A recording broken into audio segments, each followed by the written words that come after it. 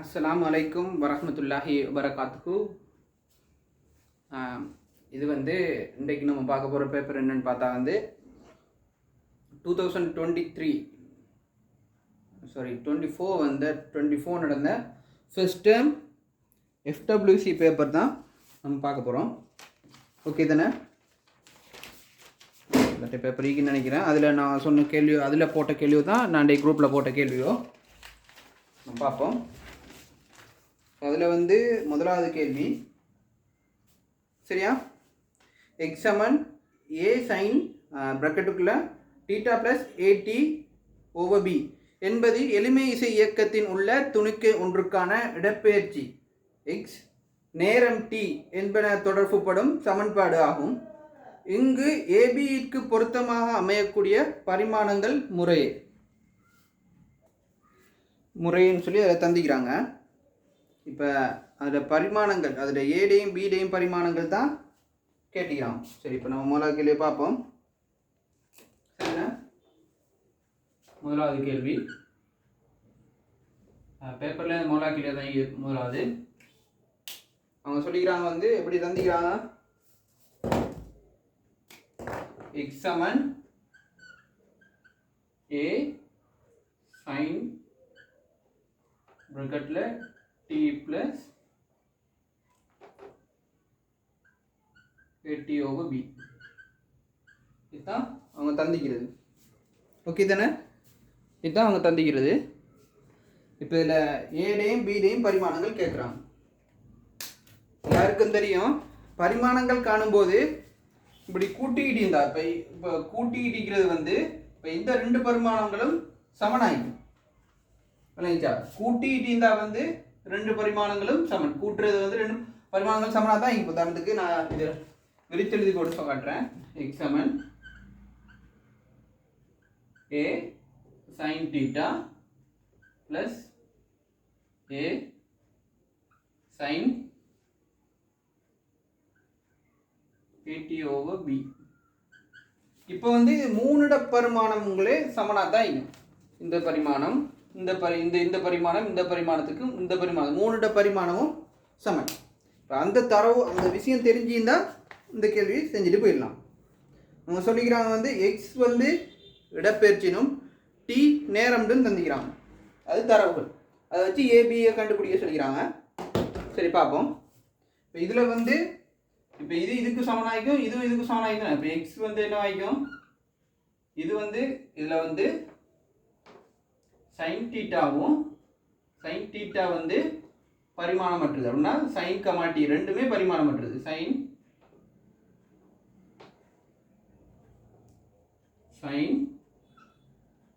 Comma theta ரெண்டுமே பரிமாணமற்றது. சரியா? அப்போ சைன் தீட்டா ரெண்டுமே பரிமாணமற்றது. சரி, அப்படின்னு பார்த்தா எக்ஸ் சமன் எக்ஸ் என்னத்துக்கு சமனாயிக்கும், ஏக்கு சமனாயிக்கும். அப்படின்னா எக்ஸ் சமன் ஏட பரிமாணமாயிக்கும். எக்ஸ் அவங்க என்னன்னு சொல்லிக்கிறாங்க, விளங்கித்தன. இப்போ இதில் பரிமாணம், இந்த மூன்று பரிமாணம் சமன் தானே. இதுக்கு பரிமாணம் இல்லாட்டி, பரிமாணம் மற்றதுன்னா ஒன்றுன்னு வச்சு பார்த்தா சரி. அப்படின்னா இது இப்போ எக்ஸ் சமன் ஏக்கு ஏட பரிமாணம் என்னன்னு கண்டுபிடிக்கிறது, எக்ஸ் அவங்க என்னன்னு தந்திக்கிறாங்க, இடப்பெயர்ச்சின்னு தந்திக்கிறாங்க. அப்போ அது எல் தெரியுதுண்ணா. அப்போ ஏ தான், ஏ என்னது எல், ஏ கண்டுபிடிச்சாச்சு. இப்போ அடுத்தது இப்போ பிஏ கட்டிக்கலாம். இப்போ எக்ஸ் சமன் ஏபி, அதுக்கு சமன்பாடு எக்ஸ் சமன் ஏபி ஓவர் டியில் சாரி ஏடி ஓவர் பியில் இப்போ நம்ம கண்டுபிடிக்கணும் பிட பரிமாணத்தை. சரியா? எக்ஸ் சமன் எல்னு தெரியும், ஏ ஏற்கனவே கண்டுபிடிச்சிட்டா எல், டி அவங்க நேரம் தந்திக்கிறாங்க. அப்போ எல் டின்னு தெரியும். சரிதானே? சரிதானே? இப்போ உங்களுக்கு விலங்குதான் எப்படி போகுது. இதில் இந்த ஏ சைனில் இந்த ஏ விடுபட்டுட்டு அதை எழுதிக்கிறேன். ஏ இந்த இதில் எப்படின்னா பார்த்தேன் பிள்ளைக்கு எக்ஸ் சமன் A sin AT over B தானே. இதில் சைன் பரிமாணமற்றது, அப்போ அதை விட்டுடலாம். அப்போ அதுக்கப்புறம் வந்து பார்த்தா வந்து இதில் 2 ஏல இந்த ஒரு ஏ இந்த ஒரு ஏ அப்படின்னா எல் வர்க்கத்தின் டி அதுக்கப்புறம் கீழ் பி. சரி, அப்போ இந்த பி அங்கிட்டு கொண்டு போய் பெருக்கிட்டு இதை கீழே கொண்டுந்தா பி சமன் எல் வர்க்கத்தின் கீழ் டி டெல். இந்த எல்லாம் இந்த இதுவும் கேன்சல் ஆக பீட பரிமாணம் என்ன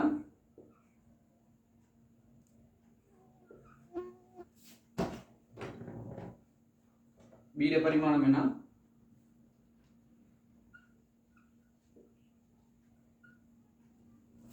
எல்டி. இப்போ வந்துட்டு விளங்கிட்டேனே. இப்போ எத்தனாவது answer? 4th answer.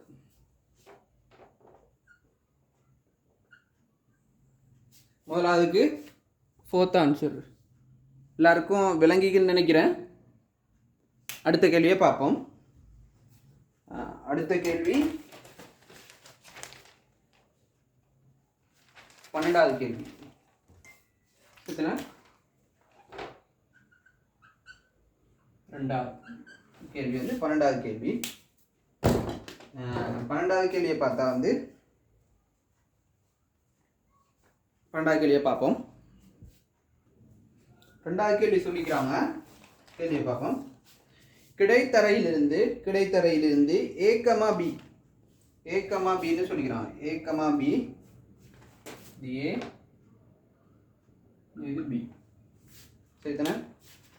A, B என்னும் இரு துணிக்கைகள் முறையே 5 மீட்டர் செகண்ட் -1 10 மீட்டர் செகண்ட் -1 வேகங்களுடன் ஒரே நேரத்தில் நிலைக்குத்தாக எரியப்படுகின்றன.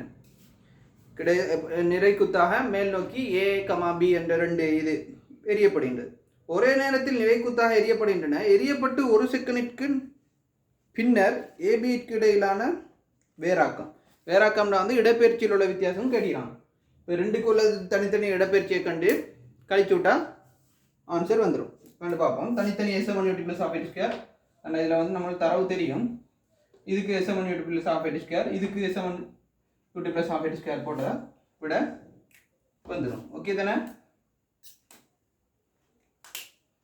பார்ப்போம்.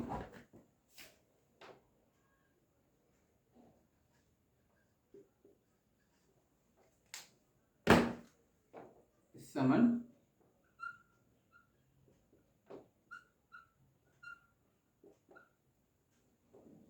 u வந்து நம்மளுக்கு தெரியும் 5 இத்தனை செகண்ட் 1 செகண்டுக்கு ப்ளஸ் ½ மேல் நோக்கி என்பதால் இது மேல் நோக்கி பயன்படுத்தணும் என்பதால் மறை 10 வரும்.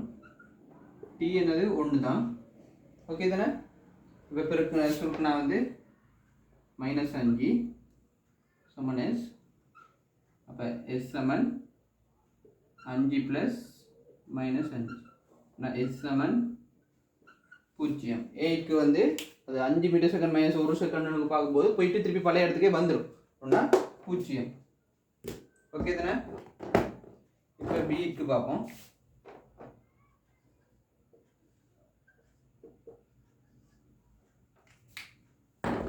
பிக்கும் மேல் நோக்கி போடுறேன்.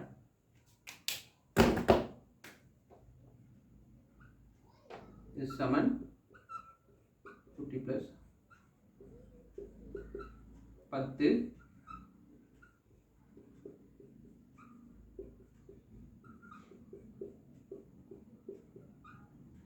10 -5 சரிதானே? அதுதான் S. இது S1 இடம், இது S2 எடுக்கிறோம். S2 வந்து என்னது 5 மீட்டர். இப்போ S2லேருந்து S1 கழிச்சு விட வரப்போகிறது என்னது 5 மீட்டர் வரும். 2வது கேள்வி இதான். இவ்வளோதான் 2வது கேள்வி. சரி, நம்ம 3வது கேள்வியை பார்ப்போம். 3வது கேள்வி இதுன்னு பார்த்தா வந்து 16வது கேள்வி. FWC 2023 ஃபர்ஸ்ட் டைம் பேப்பர் தான் பார்த்துக்கிட்டோம். பார்ப்போம். இப்போ ஓர் ஒப்பமான கிடைத்தரையில் வாகனமும் குரங்கும் கிடையாக U வேகத்தில் உள்ளது. இது வாகனம் தான், இது குரங்கு U வேகத்தில் போகுது. சரிதானே? ஒரு சந்தர்ப்பத்தில் குரங்கு V வேகத்தில் நிலைக்குத்தாக மேல் நோக்கி பாய்வது போல் கிடைத்தரையில் உள்ளவருக்கு தோன்றுமெனின் குரங்கு பாய்ந்த பின் வாகனத்தின் வேகம் யாது? வாகனத்தின் திணிவு குரங்கின் திணிவு என்பன கேபிட்டல் எம் சிம்பிள் எம். இப்போ இதில் வந்து வாகனத்தின் திணிவு கேபிட்டல் எம், இவர் திணிவு சிம்பிள் எம். சரிதானே? இவர் சிம்பிள் எம்.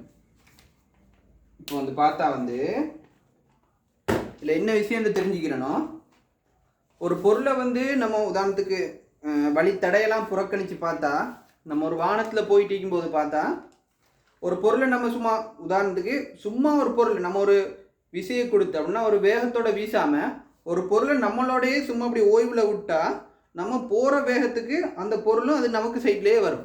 ஏன்னா நம்மள்ட்ட அந்த வாகனத்தில் ஒரு குறிப்பிட்ட வேகத்தில் போயிட்டு இருந்தால் அந்த வேகம் அந்த பொருளுக்கும் இங்கும். நம்ம சும்மாவும் விட்டா அந்த போலை சும்மா விட்டாலும் சரி அந்த போல் நம்மளோட அந்த போல் முன்னோக்கி வரும். நம்ம வழித்தடையை புறக்கணித்து கைக்கிறோம். சரிதானே? அப்படின்னா என்னது, நம்ம சார்பாக அது ஓய்வாயிக்கும். உதாரணத்துக்கு வண்டியில் போயிட்டு இருந்த ஒரு ஆள் வந்து ஒரு பொருளை கீழே விட்டா அது சார்பாக அந்த போல் ஓய்வாயிக்கும். வெளியே இருந்து பார்க்கும்போது ஒரு அது போல் வந்து குறிப்பிட்ட வேகத்தோட இயங்குற மாதிரி இருக்கும், வெளியே தரையிலேருந்து பார்க்குற ஒரு ஆள். இப்போ வந்து இந்த கேள்வின்னு என்ன சொல்கிறாங்கன்னா, அந்த குரங்கு மேல் நோக்கி பாயும்போது தரையிலேருந்து பார்க்குற ஒரு ஆளுக்கு, சரியா, வெளியிலேருந்து பார்க்குற ஒரு ஆளுக்கு வந்து அது நிலைக்குத்தாக மேல் நோக்கி பாயிறது ஒரு வேகமாக காட்டப்படுது. அப்படின்னா வந்து இது வந்து வி நோட்டில் போதுன்னு வைப்போம், அதான் கேட்டுக்கிறாங்க வைப்போம். அப்புறம் நிலைக்குத்தாக அவர் சும்மா மேல் நோக்கி பாயிறாருன்னு வச்சா அவர் வந்து மேல் நோக்கினா அவர் வாகனம் இயங்குற திசையில் எவ்வளோ வேகத்தில் போய் அதுக்கு எதிரான திசையில் அந்த வேகத்தில் அவர் பாஞ்சா தான் அவர் ஓய்வு மாதிரி வெளியுள்ளாக்களுக்கு விளங்குச்சா. இப்போ அது எக்ஸ்ட்ரா கான்செப்டும் இல்லை, அதில் விஷயத்த சொல்கிறேன், அது தேவையில்லை. இப்போ விளங்கிக்குன்னு நினைக்கிறேன். இப்போ இவர் வந்து வெளியே இருந்து பார்க்குற ஆளுக்கு ஓய்வு தானே. நம்ம தரை மட்டத்தில் இத்தனை சமன்பாடு போடுறது போட்டு பார்த்தா ஆன்சர் வந்துடும். லேசான கேள்வி. ஆரம்பத்தில் வந்து capital M plus simple M U வேகத்தில் போச்சு. இப்போ வந்து கேபிட்டல் எம் பி நோட் வேகத்தில் போக சிம்பிள் எம் தர 0 ஓய்வு தானே. இப்போ வந்து இப்போ வி நோட் தான் கேள்வி. Capital M plus simple M யூவின் கீழ் கேபிட்டல் எம் சமன் வி நோட். இதுதான் மூணாவது கேள்விக்கு ஆன்சர். மூணாவது கேள்விக்கு இப்போ எத்தனாவது ஆன்சர்னு பார்த்தா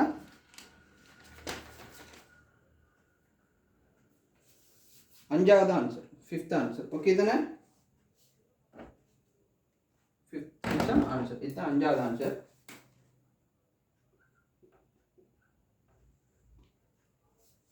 இதுக்கு எத்தனாவது ஆன்சர் கொடுப்படாமல் இருந்துட்டு அதை பார்த்துக்குவோம். இதுக்கு 3rd ஆன்சர். சரி, இப்போ நம்ம 4வது கேள்வியை பார்ப்போம். இப்போ 4வது கேள்வியை நம்ம பார்ப்போம்.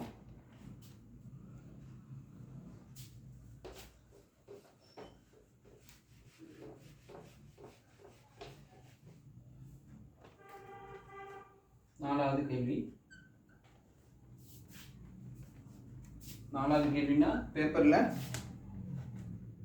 21வது கேள்வி.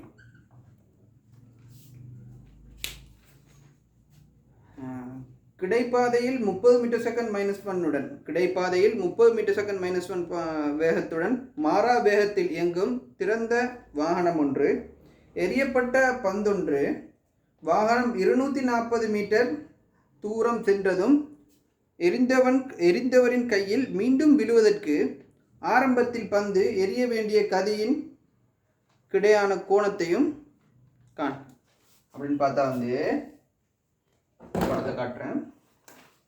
ஒரு கிடைப்பாதை, சரியா, அதில் வந்து ஒரு வாகனம் போய் கொண்டிருக்குது.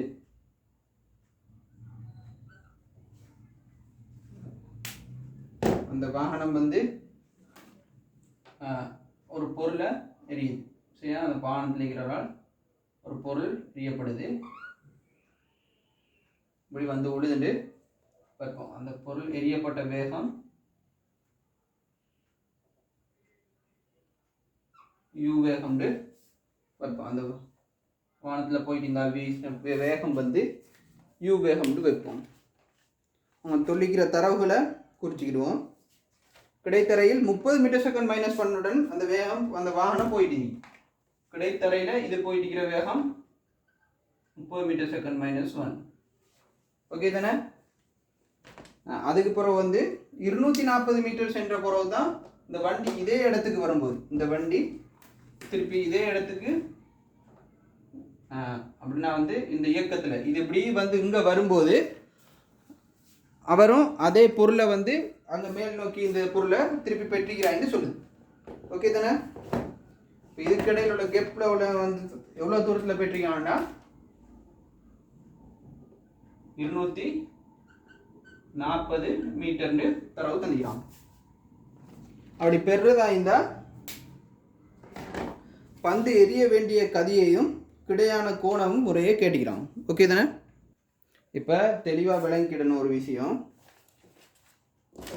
நான் கொஞ்சம் காட்டுறேன் பாருங்கள். வாகனம் இந்த விசையை வந்து இந்த விசையை நான் தனியாக கேட்குறேன் பாருங்கள்.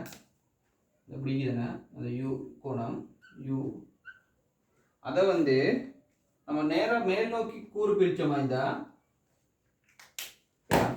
யூ சைன் டீட்டா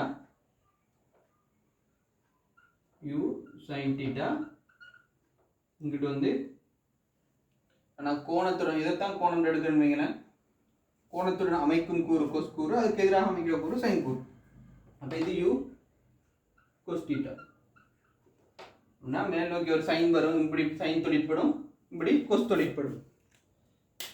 நான் அப்போதே சொன்னேன், ஒரு வானத்தில் போயிட்டு இருக்கும்போது ஒரு பொருளை தூக்கி வீசினாராய்ந்தா அந்த வேகம் இந்த கேள்வி செய்யும்போது சொன்னேன் அந்த வேகம் அந்த பொருளுக்கும் மீக்கும்.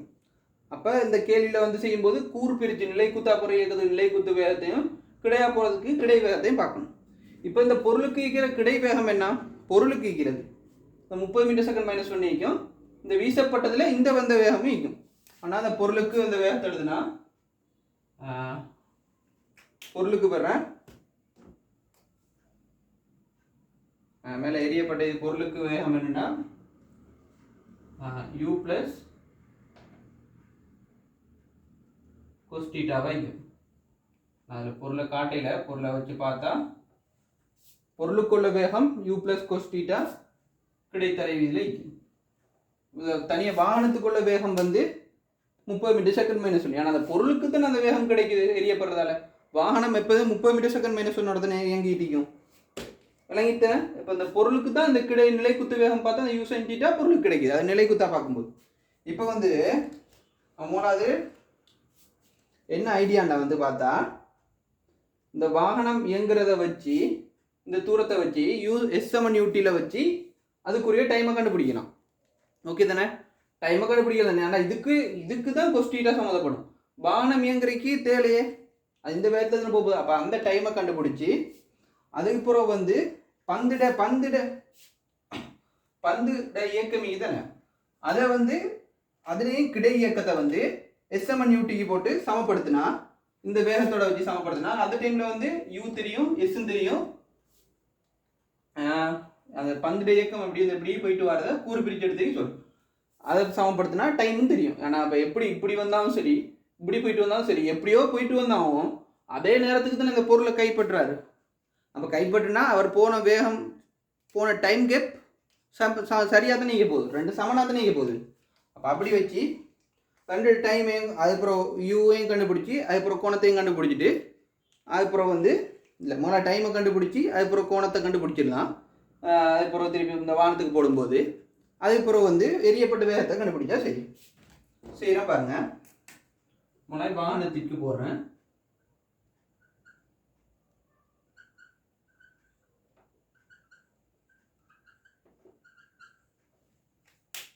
வாகனத்திற்கு வந்து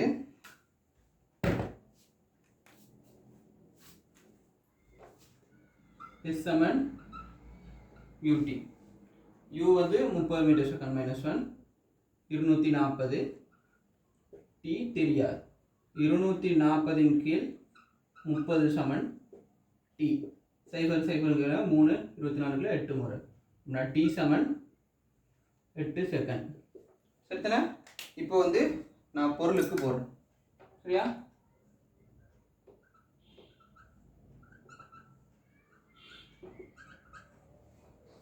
இப்போ பொருளுக்கு போடுறேன். பொருளுக்கு S சமன் UT போட்டால் S 240, U என்னது U 30 ப்ளஸ் எரியப்பட்ட U cos θ தர T. ஓகே தானே? இப்போ கண்டுபிடிக்கலாம். இப்போ வந்து 240 இது தெரியும். இப்போ இது 30 அங்கிட்டு போய் கழிச்சா 210, சாரி 30 போய் கழிக்காது, இப்படி மொத்த ப்ராக்கெட் வரும். இப்போ இது 8 செகண்டு தெரியும். அப்போ 8 கொண்டு போய் பிரிக்கிறோம்.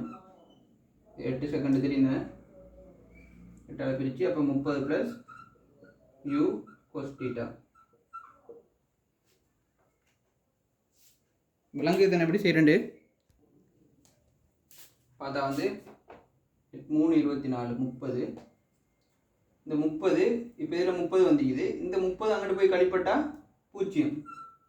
ரைத்தன இந்த இதை சுருக்க 30 வந்துக்கு. இந்த 30 அங்கிட்டு போய் கழிப்பட்டா 0. அப்படின்னா U சமன் cos θ ப்ளஸ் U cos θ. இப்போ 0 வரண்டா இதில் U இல்லாட்டி cos θ ரெண்டில் ஒன்று ஏதாவது ஒன்று 0 இருந்தால் தானே பெருக்கப்படா 0 வரும். அது ஓகே தானே? ஏதோ ஒரு நம்பரோட 0 பெருக்கப்படாதுன்னு 0 ஆகிக்கும். இது ரெண்டில் எது 0 ஆகிக்கணும்? U 0 ஆகிக்கலாது, ஆனால் அதுக்கு ஒரு வேகம் ஈக்குது. அப்போ cos θ U வந்து 0 ஈக்கலாது. அப்போ cos θ சமன் 0. cos θ 0 என்னது? θ என்ன பாகை? 90 பாகை. இப்போ θவை கண்டுபிடிச்சிட்டோம். இப்போ அடுத்ததை பார்ப்போம். இப்போ வேகத்தை பார்ப்போம். ஓகே தானே? இப்போ வேகத்தை பார்ப்போம்.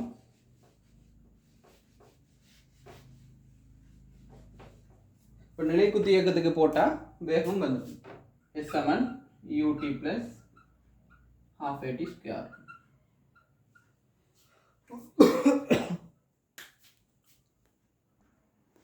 US வந்து 0 எடுப்போம், ஏன்னா மேலே போயிட்டு திருப்பி தரை மட்டத்துக்கு அடைகிறதுக்கே போடுவோம் சமன்பாடு. சரியா? மேல் நோக்கி இருக்கும். அப்படி பார்க்கும்போது S சமன் 0. U என்னது? மேல் நோக்கி வேகம் தெரியாது. U sin θ தர T ப்ளஸ் ½ A வந்து என்னது? -10, T வந்து எத்தனை? 8, 8 வர்க்கம். இப்போ வந்து இது 0, U வந்து தெரியாது. sin θ sin எத்தனை? sin 90 என்னது? sin θ இல்லை sin 90. sin 90 ½ சாரி sin 90 ½ இல்லை sin 90 1. சரிதானே? தர T எத்தனை? 8 ப்ளஸ் ½ -10 தர T 8 வர்க்கம் 64. இது 2 சுருக்குனா 5 மைனஸ் 320 ப்ளஸ் 8U சமன் 0. அப்படின்னா 8U சமன் 320. U சமன் 320 கீழ் 8. விளங்கிச்சு எப்படி எடுத்துண்டு? இப்போ 8 4 32 40 மீட்டர் செகண்ட் -1 U. எல்லாருக்கும் விளங்கிக்குன்னு நினைக்கிறேன். அப்படின்னா எத்தனாவது ஆன்சர்? 4th answer. சரிதானே? 4th answer. இது கேள்விக்கு விட.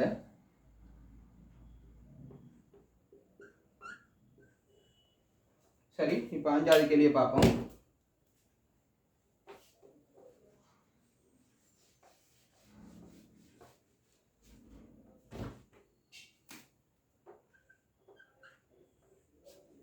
அஞ்சாவது கேள்வி வந்து 22வது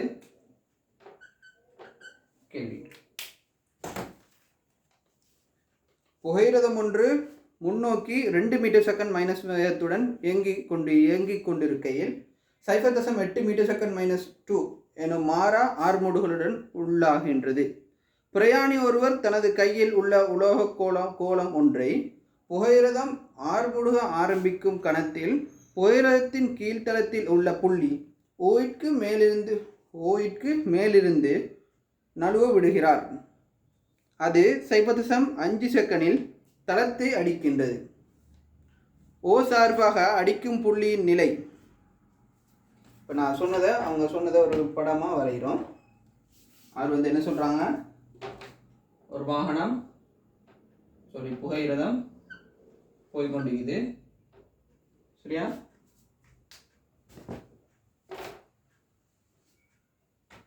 ஒரு புகையிரதம் போய்கொண்டிருக்குது.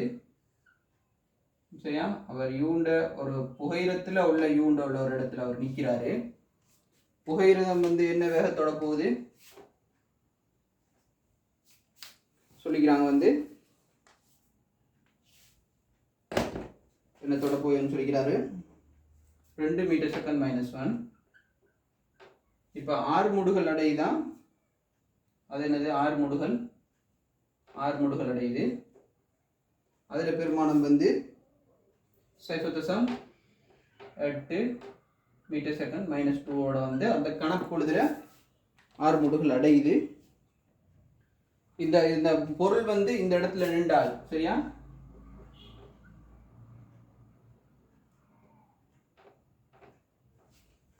இந்த ஆள் வந்து அவரை கையில வச்சு இந்த பொருள் கையில வச்சு இந்த ஒரு பொருளை கீழே போடுறாரு. சரியா? அது எப்போ 6 முடுக ஆரம்பிக்கும் கணப்பொழுதில் தான் அவர் கையில வச்சு இந்த பொருளை கீழே போடுறாரு. விளங்குது தானே? அப்போ போடும்போது அது வந்து தரையை அடிக்குது. இப்போ தரையை வந்து அடித்தா போகிற பொருள் வந்து தரையை வந்து அடிக்குது. அந்த டைமில் வந்து அப்போ அந்த பொருளுக்கு அந்த போட்ட பொருள் வந்து அந்த ஓவிலிருந்து எங்கே நைக்குன்னு கேட்குறாங்க. இப்போ இந்த கேள்வியை நல்லா விளங்கிடுங்க. நான் திருப்பி ஒரு விளங்கப்படுத்துகிறேன். ஆரம்பத்தில் வந்து 2 மீட்டர் செகண்ட் -1 இருந்தது.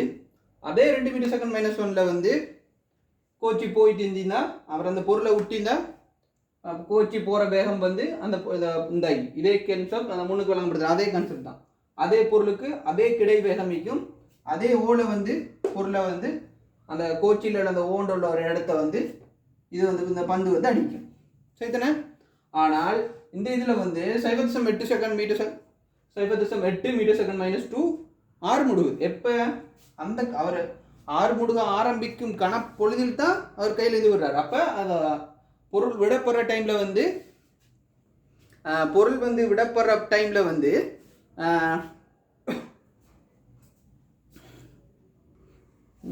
அதிலிருந்து விடப்படுற டைமில் வந்து அதுக்கு 6 முடுகள் இல்லை. அப்போ வந்து என்னது, 6 முடுக ஆரம்பித்தோன்னா கோச்சி வந்து கொஞ்சம் இங்கிட்டால போய்க்கும்.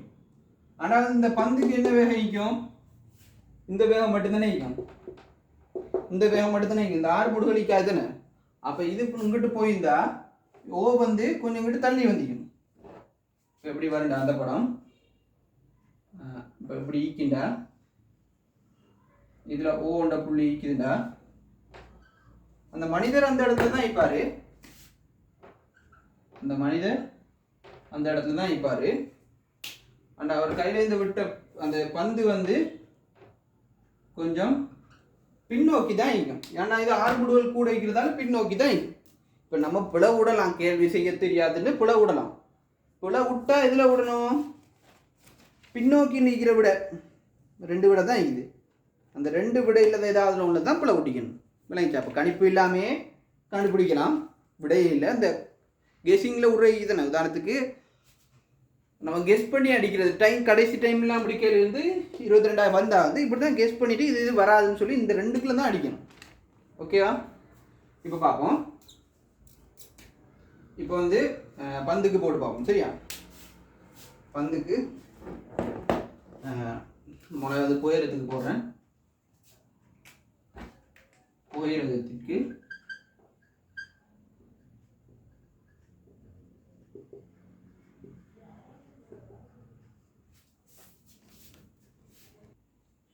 புயரத்துக்கு பார்த்தா வந்து S1 + ½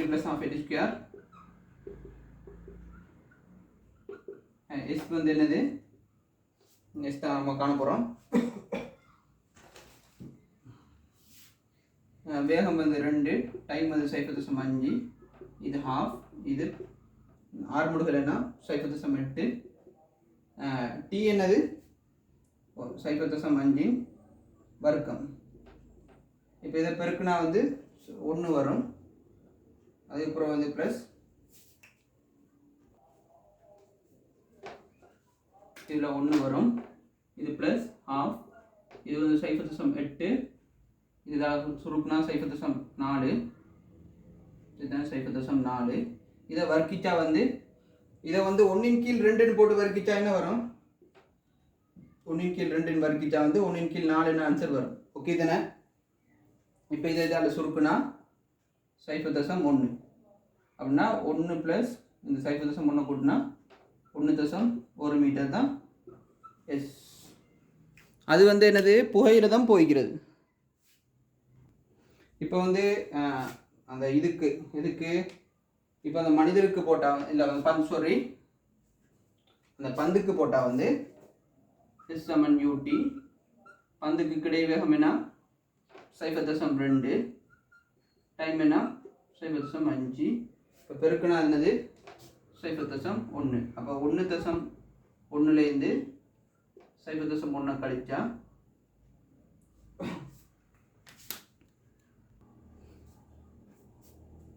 இதுக்கு என்ன இதில் ½ போடலாம்.